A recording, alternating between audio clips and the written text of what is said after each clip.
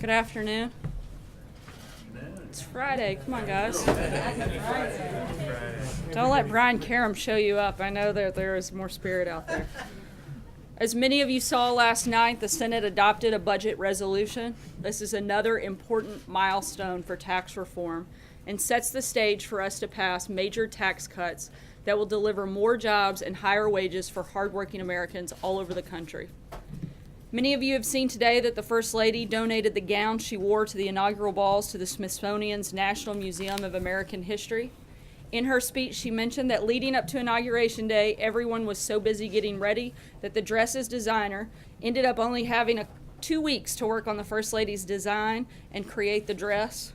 It obviously came together, and the First Lady is very excited to take part in the rich tradition of First Ladies contributing to and maintaining our great history. By the way, if you've not visited the Smithsonian's exhibit of First Lady dresses, you certainly should take time to do that. Lastly, today is a particularly special day for all of us here at the White House. There are a lot of people here who serve the president and our country behind the scenes. One of those people is Hope Hicks, our incredible communications director. Tomorrow is her birthday, and as you know, I love a good birthday. So I wanted to make sure to mention it here in the last briefing of the week. So happy birthday, Hope. If you get a minute, be sure to send her a note and wish her a happy birthday. Thanks for your selfless leadership and perhaps most importantly, your great sense of humor. And with that, happy Friday, and I'll take your questions. Jeff. Sir, I'd like to open with a question about the Fed. The president finished his interviews this week and said in an interview with Fox Business that he would consider having Powell and Taylor come to the Fed together. Should we take that as a signal that the other candidates are not going to get the job? We still don't have an announcement on that, as the president said. That's something that's certainly under consideration, but he hasn't ruled out a number of options, and he'll have an announcement on that soon in the coming days. What else is he looking for as he makes his decision? As you know, I'm not going to get ahead of a big announcement like that the president himself will make, but we'll keep you posted when we're ready to roll that out. Blake. On that note, Janet Yellen, the president was extremely critical of her during the campaign, saying at one point she was too political, that she should be ashamed of herself, essentially said she was a political arm of President and Hillary Clinton. Now he said some rather nice things about her, most recently a couple times that he respects her. What has changed in his thinking as it relates to Janet Yellen over the last year, and can you shed some light on their relationship? I think them having the opportunity to spend some time directly communicating with one another, certainly through this process. But beyond that, again, I'm not going to weigh any further into this process and where we are, other than the fact that the president will make an announcement on it soon. When is the president himself going to weigh in on what happened to those 4 special ops soldiers in Niger? I'm sorry, I'm not sure I follow your question there. Will the president address publicly, and if so, when? What exactly happened to these 4 special ops soldiers? Yeah, as we said, as General Kelly specifically addressed several times yesterday, that the Department of Defense has initiated a review which occurs anytime there's an American that's killed in action. We're going through that process. The President, the Department of Defense, and frankly the entire country and government want to know exactly what happened. And the President and the nation are grateful for those 4 American heroes, and we won't rest until we get some answers, and that's part of this process, and that's what they'll do. And when the time is appropriate, we'll talk about the details of the investigation. Sarah, the South Florida Sun Sentinel released a video of Congresswoman Wilson's speech in 2015. In the speech, it doesn't appear that she referenced funding for the FBI building in South Florida. Does General Kelly still stand by the statement that he made yesterday, that he felt that she was grandstanding and that she was taking credit for Absolutely. funding? General Kelly said he was stunned that Representative Wilson made comments at a building dedication honoring slain FBI agents about her own actions in Congress, including lobbying former President Obama on legislation. As General Kelly pointed out, if you're able to make a sacred act like honoring American heroes all about yourself, you're an empty barrel. If you don't understand that reference, I'll put it a little more simply. As we say in the South, all hat, no cattle. Well, in fact, have you seen the speech? I have. And then you know that most of it was her effusively praising these FBI agents. And when she was talking about what she did in Congress, she was not talking about securing the $20 million. She was talking about naming the building She for was these also FBI talking about agents, who that- she then went on to effusively praise. She was And that was also- the bulk of the speech. She also mentioned that, and she also had quite a few comments that day that weren't part of that speech and weren't part of that video that were also witnessed by many people that were there. What General Kelly referenced yesterday. Specifically, because if Exactly he's what he going said. to, There was a lot of grandstanding. He was stunned that she had taken that opportunity to make it about herself.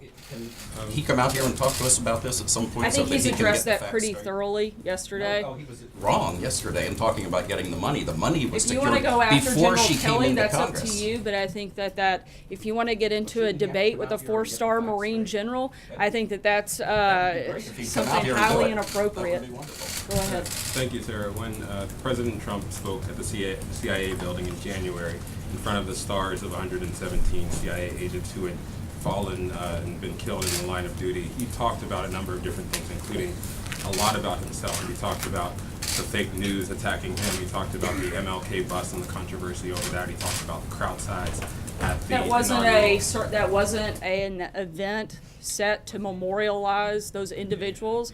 That was a celebration talking about the transfer of power. It's two very different events. If you look at the president's comments at events like the 9/11 ceremony earlier this year, those were very somber. Those were focused specifically on those events. Those are not even apples to apples, so that's not a fair comparison. Jordan? Thank you, Sarah. Putting the Congresswoman aside for a second, I want to focus on what the mother of Sergeant Johnson said. She said that she felt that the president disrespected her in his comments. Now, regardless of the president's intentions, is the president concerned that what he said might have come across as disrespectful, and does he plan to follow up with her and repair that relationship? Certainly, if the spirit of which those comments were intended were misunderstood, that's very unfortunate. But as the president has said, as General Kelly said, who I think has a very deep understanding of what that individual would be going through, his comments were very sympathetic, very respectful, and that was the spirit in which the president intended them. If they were taken any other way, that's certainly an unfortunate thing. John? Thanks a lot, Sarah. The 43rd President of the United States, President George W. Bush, made some comments up in New York City yesterday, and I'd like you, if you could, just to address some comments that he made just concerning the issue of Russia, specifically Russian influence in the United States. He said the Russian government has made a project of turning Americans against each other, and he also said that Russian interference will not be successful. Foreign aggressions, including cyber attacks, disinformation, and financial influence, should never be downplayed or tolerated. Do you agree with those sentiments expressed by the former Do we president? agree that Russian interference shouldn't be tolerated? Absolutely. And we've said that many times before, and certainly would argue that that has been repeated. I know I've said it at least a dozen times from this podium. And I just want to follow up with a question I've asked you a few times, most recently in July. It relates to our relationship with Russia, and I've never gotten an answer for you on that. Does the President Trump, view Russia as an ally, a partner, or an adversary? And as I've said before, I think a lot of that depends on Russia and what type of relationship they want to have and whether or not they want to be a good actor or a bad actor. And we're going to continue trying to work with them on certain things that are very important, particularly for national security, on things like Syria, on things like North Korea. We'd like to be able to work with them to confront some of those threats. And so some of that will be determined by the actions that Russia takes and how they want to be perceived. Matthew. Thanks. I also have a question about that George W. Bush speech, but first, just to clarify, are you saying the White House is no longer saying that the Congresswoman talked about the funding? She just talked about legislation in general? We're talking, I specifically said, and I'll repeat it again, that General Kelly said he was stunned that she made the comments about herself, and that was the point of what he said. That was what took place here yesterday, and we still stand by those comments. Okay, and then on the George W. Bush speech, he said at one point, bigotry seems emboldened, our politics seem more vulnerable to conspiracy theories and outright fabrication. Does President Trump agree with this assessment? And if so, what does he see as his role in addressing that? Does he agree with the assessment of what? I'm sorry. That bigotry seems emboldened and our politics seem more vulnerable to conspiracy theories and outright fabrication. Those were former President Bush's words. I think if anybody is pushing a lot of fabricated things right now, I think most of that would be coming from the news media, and we would certainly agree with that sentiment. David? What about the bigotry? I'm sorry, I've called on David. The President signed an executive order today. Basically, what it appears to do is it allows the Pentagon to recall retired officers into duty under the 9/11 authority that he has. What's the reason for this executive order? I don't have anything further on that, and I'll have to get back to you, David. Sarah?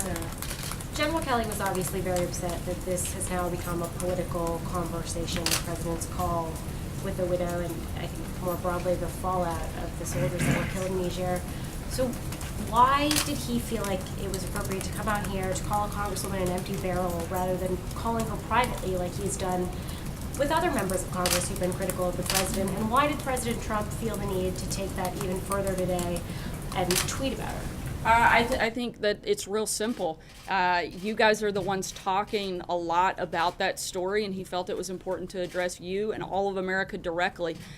This story has been given an enormous amount of coverage over the last 48 hours, and he thought it was important that people got a full and accurate picture of what took place, and that was a personal decision that he made, that he wanted to come out and frankly not just share with you, but like he said, share with all of America and make an appeal to America to go back to kind of honoring that sacred code of Gold Star families. Question that the president was asked earlier today, I know there's an investigation. And in terms of, hold on, just to finish on the rest of your question, why the president felt the need to respond, it's because it should have ended yesterday after General Kelly's comments. But it didn't. It continued, and it's still continuing today. It's still the bulk of the coverage on most every TV you turn on and most every newspaper that you open up today, and the president responded to those continued accusations and continued mischaracterizations of his comments. One other question, the president was asked earlier today whether he authorized this mission in Niger. Can you give us any information about whether this was something he authorized or even something he was aware of before finding out that American soldiers were killed in it? As I said, there's as it's the process. Anytime an American is killed in action, there is a full review that takes place, and before we start jumping to any conclusions, we want to make sure that that is completed fully, and then we'll have those details for you at that time. Sarah, thanks. On Niger, a senior congressional aide who was briefed on the matter said that there is an indication that there was a massive intelligence failure. Is that the assessment of the White House? Once again, as I just told Sarah, we're going to wait until that review is complete by the Department of Defense, and we'll answer those questions at that time. Sarah, Olivia. one more question, Sarah. Sorry, Laura I'm Trump. gonna try Laura to Trump work my said she way saw a around. transcript of the phone call. Can you just answer that question, Did the Sarah? president authorize explicitly the operation in Niger, or was that delegated down in the DoD? Again, I'm not going to get into any of the details at this point. You may be able to talk with those at the Department of Defense, and they can answer anything further. But where we are in the process until the review is complete, we're not going to weigh in any further. Kelly? The Senate Foreign Relations Committee is going to take Sorry, up... I'm going to try to get to everybody. Kelly, go ahead. Given all of the reaction to the content of the president's phone call, does President Trump intend to make phone calls to families of the fallen in the future should other Americans die while he is commander-in-chief? I think we're hoping and praying that those phone calls don't have to take place, and so that's where we are right now. The Los Angeles Times has reported, we reported that the military operating in Niger had requested additional overwatch capacity and medical response assistance in the months leading up to this ambush on October 4th. Is the president satisfied that that Special Forces unit, when it went out there that day, had all the resources that it needed to operate there? As I've said several times here today, and will continue until that review is complete, I'm not going to get into the details until that is finalized. I think too often in cases like that, we have jumped to conclusions and tried to make determinations before all of the details are known. We want to make sure that that process is complete before we weigh in. John Gizzi. Thank you, Sarah. And have to keep it to one question today? Yes, sir. All right. Even you, John. I know it'll be tough. I obey. Wow, if only I had that kind of power over anybody else, including my kids, that would be great. Reluctantly. Several London publications have said that the president's visit to London, when and if the details work out, will be a working visit with Prime Minister May and not an official state visit, which means he will not be received by the Queen at Buckingham Palace. What will be the nature of his visit to London and to Prime Minister May, a working visit or a state visit? That still hasn't been determined. We're still going back and forth with our allies there, and once we have those travel details outlined and determined, we'll certainly let you know. But they've made the invitation for the president to come. We've accepted, and we're working out the logistics. We anticipate that it'll be sometime next year, but at this point, there's no other details beyond Downing that. Street has made the invitation. State Department announced today that it's now up to 24 people who have been impacted by the sonic attacks in Havana. I wanted to ask, is the president satisfied with the investigation into what's happening? And has he reached out or considered reaching out to any of the victims? I don't believe that he has reached out to any of the victims involved at this point. That's an ongoing investigation and something we can't weigh in on further at this time. On the call to Sergeant Johnson, Laura Trump seemed to suggest in an interview this morning that there was a transcript of the call and that she'd read it. Is there a transcript, and has it been shared with members of the president's family? There's not a transcript of the call. I believe she was responding to reports and things that she had read, but I haven't spoken directly with her. I'd refer you to the campaign that handles her press inquiries. But there's not a transcript. Fred? Oh, thanks, sir. Senator John Cornyn confirmed today that he is blocking the nomination to OMB for Russ Vought to try to get more relief funds for Texas after Hurricane Harvey. Does that come as a surprise or disappointment to the White House that the number 2 Republican would be blocking a nominee? The administration welcomes a conversation with all members of Congress about the next disaster relief request, which we expect to come in the coming weeks. While we work with Congress on that next request, we urge the Senate to keep doing their jobs by confirming qualified nominees to crucial positions inside our government. This administration has already faced unprecedented obstruction of its nominees, and further delays only hurt the American people. And we hope that they'll get on board and make that process move further along. Sarah, given President Bush's comments yesterday that were asked about, in general, does the White House feel it's appropriate for past presidents to be critical of the sitting president? And when was the last time President Trump spoke to President Bush? I'm not sure the last time they spoke, but our understanding is that those comments were not directed towards the president. And in fact, when these two individuals, both past presidents, have criticized the president, they've done so by name, and very rarely do it without being pretty direct, as both of them tend to be. So we'll take them at their word that these actions and comments weren't directed towards the president. The United Nations, of course, is following very carefully the refugee situation along the Bangladesh-Myanmar border.